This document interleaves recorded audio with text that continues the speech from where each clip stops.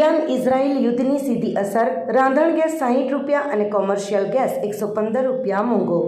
Iran અને Israel વચ્ચે ચાલી રહેલા યુદ્ધની સીધી અસર હવે ભારતીય ગૃહિણીઓના બજેટ પર પડી છે, જેમાં એપ્રિલ 2025 પછી પહેલીવાર ઘરેલું રાંધણ ગેસના ભાવમાં વધારો ઝીકાયો છે। પશ્ચિમ એશિયામાં લશ્કરી તણાવ અને 28 ફેબ્રુઆરીથી હોર્મુઝ સ્ટ્રેટ મારફતે આવતો LNGનો સપ્લાય બંધ થવાના કારણે વૈશ્વિક બજારમાં પડેલી અસરના પગલે આજથી સમગ્ર ભારતમાં 14.2 કિલોના ઘરેલું સિલિન્ડરના ભાવમાં 60 રૂપિયા અને 19 કિલોના કોમર્શિયલ સિલિન્ડરમાં 115 રૂપિયાનો ધરખમ વધારો લાગુ કરવામાં આવ્યો છે। આ ભાવ વધારા સાથે દમણમાં ઘરેલું ગેસનો નવો ભાવ 862.50 રૂપિયાથી વધીને 922.50 રૂપિયા અને કોમર્શિયલ ગેસનો ભાવ 1737 રૂપિયાથી વધીને 1852 રૂપિયા પર પહોંચી ગયો છે। ભારતનો મોટો LNG સપ્લાય કતાર અને UAEથી હોર્મુઝ સ્ટ્રેટ મારફતે આવતો હોવાથી અને વૈશ્વિક સપ્લાયમાં 20%ની અસર પડતા સંભવિત અછતને પહોંચી વળવા માટે ભારત સરકારે આગોતરું પગલું ભર્યું છે, જેમાં દેશની ઉર્જા સુરક્ષાને મજબૂત કરવા સરકારે તમામ પબ્લિક અને પ્રાઇવેટ ઓઇલ રિફાઇનરીઓને LPGનું ઉત્પાદન તાત્કાલિક ધોરણે વધારવાનો નિર્દેશ આપ્યો છે, જેથી આંતરરાષ્ટ્રીય તણાવ વચ્ચે પણ દેશમાં રાંધણ ગેસની સપ્લાય ચેન ખોરવાય નહીં અને સામાન્ય નાગરિકોને ગેસની ઉપલબ્ધતામાં કોઈ મુશ્કેલીનો સામનો ન કરવો પડે। વલસાડમાં આંબાવાડીના માલિકો પર કુદરતનો પ્રહાર, કમોસમી વરસાદ અને ધુમ્મસને કારણે 80% મોર બળીને ખાક। આ વર્ષે કેરીના સ્વાદ માટે ખિસ્સા હળવા કરવા પડશે। દક્ષિણ ગુજરાતનું ગૌરવ અને જેની હાફૂસ કેસરની સુવાસ દેશ વિદેશમાં ફેલાયેલી છે તેવા વલસાડ જિલ્લાના ખેડૂતો આજે આંસુ સારી રહ્યા છે। છેલ્લા કેટલાક સમયથી વાતાવરણમાં જે રીતે સતત પલટો આવી રહ્યો છે તેણે આંબાવાડીઓના માલિકોની કમર તોડી નાખી છે।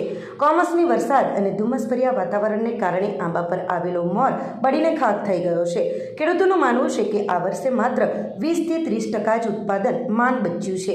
વલસાડ જિલ્લો અત્યારે કુદરતી આફતનો સામનો કરી રહ્યો છે, જે આંબાવાડીઓ દર વર્ષે કેરીના વજનથી લચી પડતી હતી ત્યાં આજે નરી આંખે નિરાશા દેખાઈ રહી છે। છેલ્લા 1 મહિનામાં વાતાવરણમાં આવેલા અચાનક બદલાવ અને અતિશય ધુમ્મસને કારણે આંબા પર આવેલો કિંમતી મોર એટલે કે ફૂલ સંપૂર્ણપણે બળી ગયા છે। ખેડૂતોના જણાવ્યા અનુસાર અત્યાર સુધીમાં અંદાજે 70 થી 80% પાકને નુકસાન થઈ ચૂક્યું છે। હવે આંબા પર માત્ર 20 થી 30% જેટલી જ કેરીઓ બચી છે। આ સ્થિતિ ખેડૂતો માટે મોટો આર્થિક ફટકો સાબિત થઈ રહી છે, કારણ કે દવાના છંટકાવ અને મજૂરીનો ખર્ચ પણ નીકળવું મુશ્કેલ બન્યો છે। ઉત્પાદન ઘટવાને કારણે આ વર્ષે કેરીની સિઝન મોડી તો શરૂ થશે જ, સાથે સાથે બજારમાં આવક પણ ખૂબ ઓછી રહેશે। જ્યારે પુરવઠો ઓછો હોય અને માંગ વધારે હોય ત્યારે સ્વાભાવિક રીતે જ ભાવમાં તોતિંગ વધારો જોવા મળી શકે છે। એટલે કે આ વર્ષે સામાન્ય જનતા માટે ફળોનો રાજા ગણાતી કેરીનો સ્વાદ ખાટો એટલે કે મોંઘો સાબિત થશે। આમ ગ્લોબલ વોર્મિંગ અને બદલાતી ઋતુચક્રની સીધી અસર હવે આપણા ખેતરો પર દેખાઈ રહી છે। વલસાડનો ખેડૂત અત્યારે સરકાર સામે મદદની મીટ માંડીને બેઠો છે। જો યોગ્ય વળતર કે સહાય નહીં મળે તો આ વર્ષે ખેતી ક્ષેત્ર માટે ઘણું કપરું સાબિત થશે। આ વખતે કેરીનો પાકમાં ઘણી જ નુકસાની છે અને ક્લાઇમેટ એવું છે કે આ દિવસમાં 3 પલટા લે છે। હાલમાં ખેડૂતો 3 થી 4, 5, 6 વાર દવા છંટકાવ કરી રહ્યા છે, પણ હજુ કંઈ એનું રિઝલ્ટ નથી ને રિઝલ્ટ એટલું બધું ખરાબ છે કે હમણાં હાલમાં 10% પણ ઉતારો આવે તેવું નથી। એટલે સરકાર બી વિચાર કરે કે કંઈક ખેડૂતને સહાય કરે। કેરીનો પાક એકદમ બહુ ઓછો, 10% બી નહીં રહી। આ બજારમાં કેરી ઓછી એટલે ભાવ તો વધવાના જ। હમણાં વાડીની પરિસ્થિતિ એકદમ ખરાબ। હમણાં હાલ અમે આ ખેતરમાં ઊભા રહ્યા છે, એમાંય તમે જોઈ જ શકો છો। આપ સૌ જોઈ રહ્યા છે કે હમણાં વાતાવરણમાં ખૂબ ઝડપથી પલટો આવી રહ્યો છે। સવારમાં ખૂબ ઠંડી વાગે છે, બપોરે ખૂબ ગરમી પડે છે। હમણાં વાતાવરણ પણ જે રીતે કેરીને કે ઝાડને અનુકૂળ હોય એ રીતનું રહેલું નથી અને દવાના ખૂબ છંટકાવ કરવા છતાં પણ વાડીમાં મોરનું જે ફલીકરણ થવું જોઈએ તે બિલકુલ ફલીકરણ તો થયું છે, પણ જે એમાં બેસવો જોઈએ કેરીનો બિલકુલ બેસવો નહીં, એટલે મોર બિલકુલ કાળો થઈ ગયો છે અને ખેડૂત પણ ખૂબ નાસીપાસ છે। ગમે એટલો દવાનો છંટકાવ કરવા છતાં પણ રિઝલ્ટ મળી રહેલો નથી, એટલે હવે ખેડૂતે શું કરવું એ મોટો પ્રશ્ન છે। કેરીનો પાક બિલકુલ નથી। આપણે જે ખેતરમાં ઇન્ટરવ્યૂ કરેલા તમે લગભગ 20-25 વીઘાની વાડી છે, તમે જોઈ શકો છો એમાં 10% પણ કેરી આવે એવું લાગતું। કેરી 100% ભાવ વધશે જ, કેમ કે માર્કેટમાં કેરી આવવાની જ નથી, તો પછી ભાવ તો રહેશે જ। સાહેબ, આ કેરીનો પાક એક વર્ષમાં એકવાર આવતો હોય અને પુષ્કળ મહેનત કરવા છતાં વેધર ચેન્જના લીધે કે સવારે ઠંડી લાગતી હોય, સાંજે કંઈક ઠંડી લાગે, પણ આખો દિવસ જે ગરમીનું જે વાતાવરણ હોય તેના લીધે જે કંઈ કેરીનો મોર પાસે જે બેહાણ આવવું જોઈએ એ આવેલું નથી.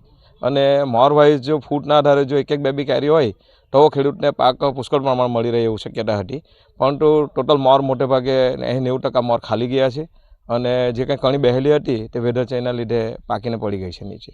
હાલ પરિસ્થિતિ પ્રમાણે કેરીનું ઉત્પાદન બહુ ઓછું આવશે.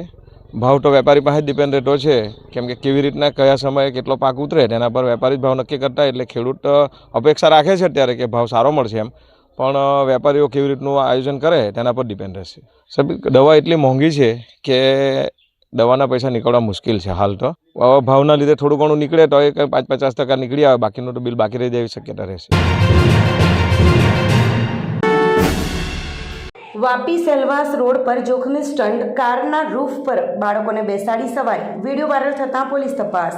વાપી સેલવાસ મુખ્ય માર્ગ પર કારના રૂફ ટોપ અને બારીઓ પર બાળકોને બેસાડી જોખમી સ્ટન્ટ કરતો એક વિડીયો સોશિયલ મીડિયામાં વાયરલ થયો છે. આ ઘટના બાદ વાપી પોલીસે વિડીયોમાં દેખાતી કારના ચાલક સામે તપાસ શરૂ કરી છે. વાયરલ થયેલા વિડીયોમાં એક કાર ચાલક પોતાની કારના રૂફ ટોપ પર બેઠેલો અને 4 થી 5 નાના બાળકોને કારની વિન્ડો પર બેસાડીને સવારી કરાવતો જોવા મળે છે. આ દૃશ્ય અત્યંત જોખમી હોવાનું જણાઈ રહ્યું છે. પ્રાથમિક માહિતી મુજબ આ ઘટના વાપી સેલવાસ રોડ પર આવેલા ગુરુદ્વારા નજીકની છે. પાછળથી આવી રહેલા એક અન્ય કાર ચાલકે આ દૃશ્ય પોતાના મોબાઈલમાં કેદ કર્યું હતું, જે બાદમાં સોશિયલ મીડિયામાં ઝડપથી વાયરલ થયું. સદભાગ્યે આ ઘટનામાં કોઈ બાળકને ઈજા પહોંચી નથી, પરંતુ આવા સ્ટન્ટ કોઈપણ સમયે ગંભીર અકસ્માતનું કારણ બની શકે છે. બાળકોના જીવ સાથે આ પ્રકારની બેદરકારી ગંભીર ગુનો ગણાય છે, જેને લઈને લોકોમાં રોષ જોવા મળી રહ્યો છે અને કડક કાર્યવાહીની માંગ ઉઠી છે. સોશિયલ મીડિયામાં કરવામાં આવેલા દાવા મુજબ આ ઘટના ધૂળેટીના દિવસે બની હોવાનું કહેવાઈ રહ્યું છે. તહેવારની મોજમાં કેટલાક લોકો દ્વારા આવા જોખમી સ્ટન્ટ કરવામાં આવ્યા હોવાની શક્યતા વ્યક્ત કરવામાં આવી રહી છે. ઘટનાને લઈને વાપી પોલીસ સક્રિય થઈ છે. વાયરલ વિડીયોમાં દેખાતી કારના નંબરના આધારે કાર ચાલકની ઓળખ મેળવવા માટે તપાસ શરૂ કરવામાં આવી છે. કાર ચાલકે બાળકોને આ રીતે સવારી કરાવવાનું કારણ શું હતું તે પણ તપાસવામાં આવશે. પોલીસે લોકોને પણ અપીલ કરી છે કે જાહેર માર્ગ પર આવી જોખમી હરકતો ન કરે અને બાળકોના જીવને જોખમમાં મૂકતા કૃત્યોથી દૂર રહે. ધનપુરના મોહના ગામમાં અકસ્માત, પિકઅપ ટેમ્પો 100 ફૂટ ઊંડી ખીણમાં ખાબક્યો, ચાલક અને ક્લીનરનો ચમત્કારિક બચાવ. ધરમપુર તાલુકાના મોહના ગામ નજીક શનિવારે એક ગંભીર અકસ્માત સર્જાયો હતો. કાવચાલી ભવઠાણ ફળિયા રોડ પર એક પિકઅપ ટેમ્પો આશરે 100 ફૂટ ઊંડી ખીણમાં ખાબક્યો હતો. આ ઘટનામાં ટેમ્પોના ચાલક અને ક્લીનરનો બચાવ થયો હતો. પ્રાથમિક માહિતી અનુસાર GJ15 AV 1801 નંબરનો પિકઅપ ટેમ્પો મોહના તરફથી પસાર થઈ રહ્યો હતો. તે સમયે ચાલકે વાહન પરનો કાબુ ગુમાવ્યો હતો, જેના કારણે ટેમ્પો રોડ પરથી નીચે ખીણમાં પડ્યો હતો. અકસ્માતની જાણ થતાં આસપાસના સ્થાનિક લોકો ઘટના સ્થળે દોડી આવ્યા હતા. સ્થાનિકોની મદદથી વાહનમાં ફસાયેલા ચાલક અને ક્લીનરને સુરક્ષિત રીતે બહાર કાઢવામાં આવ્યા હતા. આ ઘટનામાં બંનેને સામાન્ય ઈજાઓ પહોંચી હોવાનું જાણવા મળ્યું છે.